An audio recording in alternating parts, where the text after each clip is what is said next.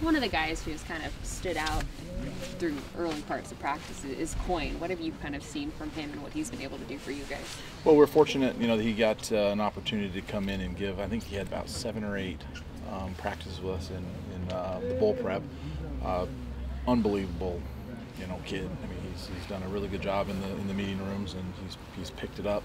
I think because of that jump start they had in the bowl games, he's got a lot of tools. He's got a great, some physical tools to work with, and as long as he keeps the progression, I think he'll have an opportunity to help us. One of the things when I first looked at him, and he looks like an outside linebacker. You guys are using him at inside. What do you does that mean you can do with him at inside? Well, I mean, we're starting him at inside. I mean, I think he'll have the versatility of playing a couple positions. We're still in base installs. We really haven't gotten to third down.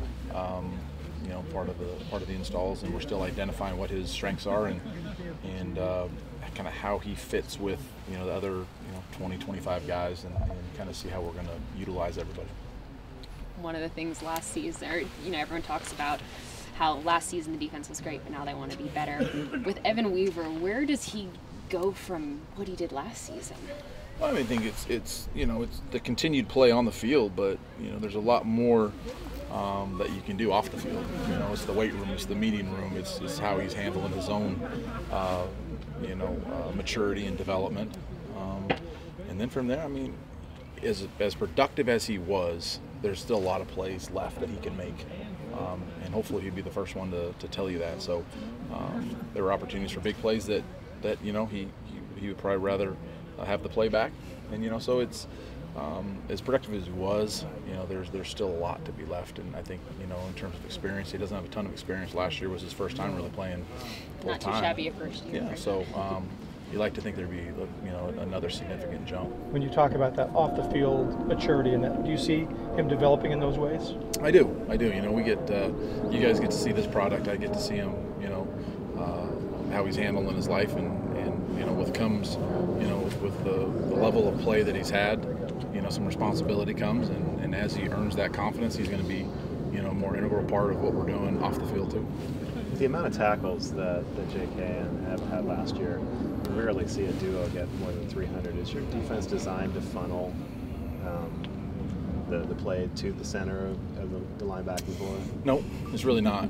Some places that you talk about it and you kind of use it as a recruiting tool, like, oh, you're going to get fed all the plays. No, it's not designed to eat up blocks to let them run. They did a good job of having some effort tackles. They did a really nice job, both of them, of being able to get off blocks, defeat blocks, and still get to the ball. So it's not designed for them to pad the stats.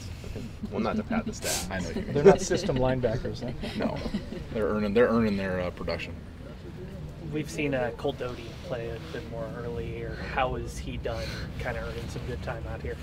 He continues to get better. Again, he's done a good job in the meeting room and UC development. I thought at the end of bowl practice, he started coming on. So the live situations when we get him in the spring are going to be very important for the kind of where he's at and what his contributions are going to be. But I like what I see, and we just got to keep developing in those live situations. Another guy we've seen develop a little bit is the other Evan Tattersall. Mm-hmm. What have you seen from him, even last season and now? Tat didn't play a significant amount of linebacker in high school. It was more of a tailback. He probably has, some of the best ability to just the change of direction and the top end speed. So you see, he makes plays in the perimeter, where he flashes, and then just the experience of playing more and more inside linebacker. And then it's as he matures, it's just, can he play at the same toughness and same effort level from the first play to the last play? Bit of a counterpoint to Weaver, one of them being so loud and the other one being kind of quiet down there.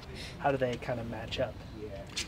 They're obviously they got different tools, big difference in the personality, but Tat has really good ability. We just have to continue to develop it, put him in the right situation, and continue investing and pouring in the reps, and then the more reps he gets, he really has to embrace it, and where Weave can be of guidance is, Weave's a tough guy. He's a tough kid, and he plays hard, and he exemplifies what it means to play inside backer.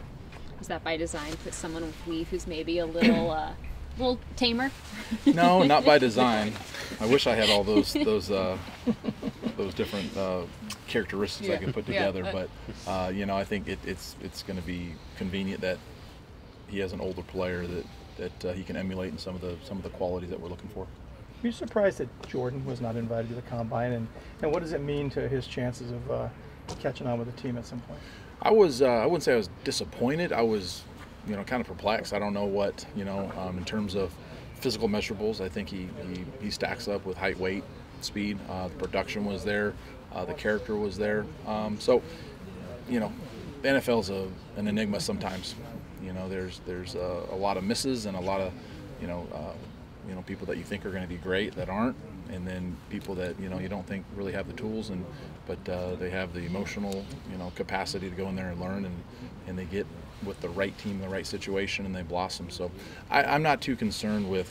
I don't think the combine is going to impact his ability. He's going to get on a roster, and then kind of depends on what the situation is, and I think he'll do a great job once he gets there because his character's top notch, and he's got good tools. So have you talked to him? Yeah.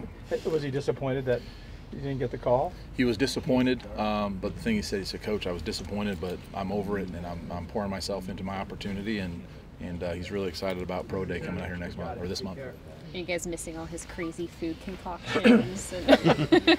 No. Did he ever get you to eat any of them? No, absolutely not. Okay. No, Yeah. he never shared. But he's a great person to be around, and we miss the personality. But he was never going to share his food anyway.